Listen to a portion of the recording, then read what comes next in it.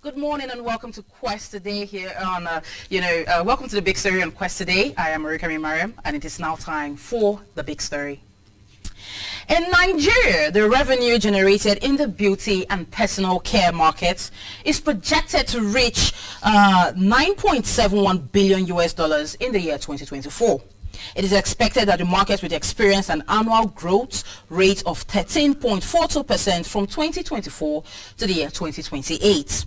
And this is as a result of the great increase in the desire to look good and feel good by many. The beauty salons and parlors provide and act as a sanctuary from which visitors can escape the realities of daily life whilst pampering and beautifying themselves. Today, we'll be looking at how lucrative the beauty salon business is and how we as individuals can positively gain from it, be you an investor looking for a good business to invest in or a fresh graduate with a passion for beauty. And our guest today is a Delta State well-seasoned and professional beautician who has been in the business of beauty for 10 years and running. And she's involved in the hair care and personal care industry. And her name is Mrs. Love Ogbeta. I hope I didn't remove the beauty from that name. All right, welcome to the show. Yes, and also still with me this morning in the studios, even though I don't know why he is here, is Michael Gubadia. But I guess he has intentions to look up. Yeah. So bring his looks. I'll see what comes. And yes, this morning we'll be doing justice, talking about how we can make a career, how you as an individual can make a career as a beautician here in the country. And like I said earlier on, we have someone here in the studio, Mrs. Love Ogbeta. And yes, with that being said, welcome to the show. Thank you. I hope you're ready. Oh, we won't go too hard on you today. All right, so quickly, tell us about the whole art of beautification and also what prompted your interest, to be involved in this line of business. Okay, so the art of beautification started back in the days, like even in the Bible times. Yeah. There were people that beautified themselves with costumes, makeover and all that. And so while growing up, my mom used to beautify herself, and then I said to myself, oh wow, I'm going to go into the beauty world. And now I'm in. And sorry. So I personally am into the hair care and beauty care and self-care as well. Okay. And what really prompted me to join is the fact that I have passion for beauty. I love beauty. When I beautify myself, it makes me happy. And also when I beautify others too, it also makes me happy. Okay. That was why I had to go into the beauty industry. Well, as much as you've said that and the reason for you going to the beauty industry, I know a whole lot of persons will be there at home listening and this is something I love.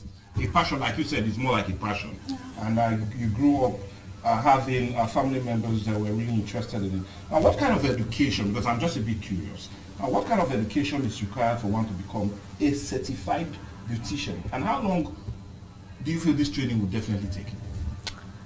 Okay, in the beauty industry, we have various segments of the beauty industry. Okay. We have the skincare, which is the cosmetology. We also have the hair care, we have the self-care, we have the areas of perfume, that's those who produce perfume, and all of that.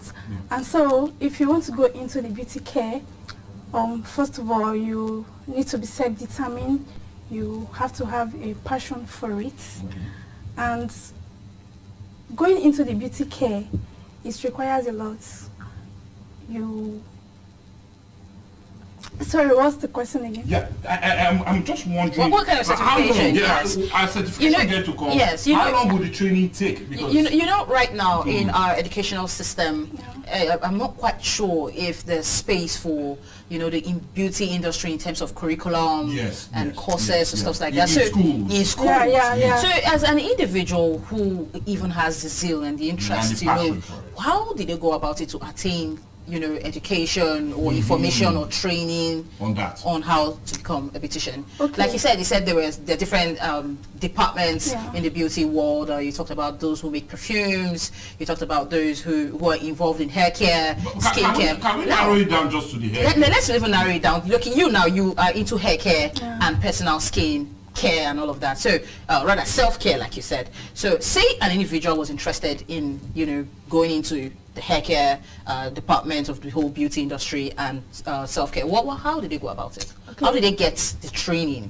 How do they acquire the training? Okay, so we all know that in the polytechnics they have the fashion area of education. Yes. But in the beauty industry, in the beauty care, I don't think they have such in the polytechnics. Okay. So if you want to go in, you have to look for a very a well-known academy where a person can go and acquire these skills. Okay. Like a well reputable one. Okay.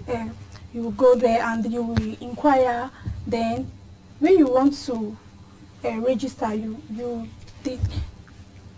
after you have registered, during the process you would want to know how long you will stay, how long you can acquire that knowledge. That's the process. So you look for those academy and you make payments, you get registered, and then you start. If you had the knowledge before, it will take like 3 to 4 months, 6 months to do an upgrade. But if you don't have any of those knowledge, yes, then it will take like maybe a year and even more to get those knowledge. So it depends on how fast the person is on. Yes. Okay. And like you said, it depends on the department, because like you said, there are different departments, and so different departments have different longer time spans. All right. So let's move away from that now. You've been in this beauty business for 10 years. So this is quite off the hook question, basically, before we get really into it. You've been, like you said, you're into self-care. What would you say is which is the least expensive self-care treatment, and which is the most expensive? Okay, so I basically am focused on the hair care and the self-care. And so in the hair care product, like we deal on sales of hairs that has to do with original hairs and all of that. And we also have the area, which is the more recent one, which is the microblading, that you have to do a semi-permanent brow, and that's expensive. And even the facial treatments, the pedicure, and the revamping of hair, that's bringing your old hairs to make them all new again, to make them beautiful. And also into the makeover stuff, like to make your so which is the most expensive and which is the least expensive? I think for now, the microblading is kind of expensive. So when you go, because per session is like 50,000 naira to get your brows done. And even if you want to go for another session. Well, Michael, I see you have interest in getting your brows done. Not that I was just smiling, because I know we men are the one that brings the money for you women to look beautiful. So I'm just checking both sides of my pocket. I'm wondering this. And your wife is listening, Let's move away from that. Let's let Michael breathe. Okay, so let's go back to the realities of this business. What are the challenges affecting the beauty? Let's stick to you. What are the challenges affecting the beauty salon business, and also what are the roles government can play in this matter?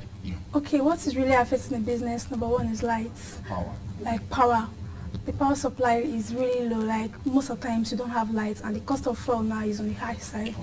And so even the cost of things based on the dollar rate, the exchange rate, is really affecting the business. And so things are very expensive. The cost of products now, they are very high.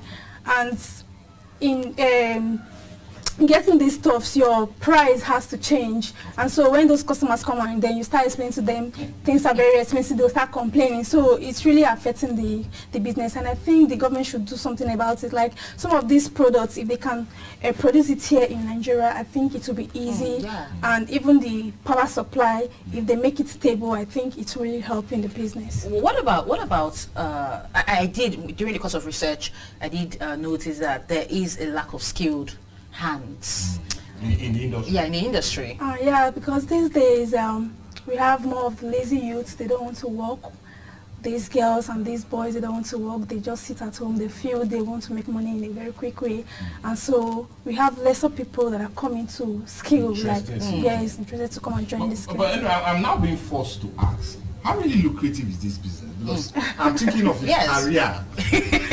Okay, it's a very lucrative. At this point, it's not you want to start to have career in the business.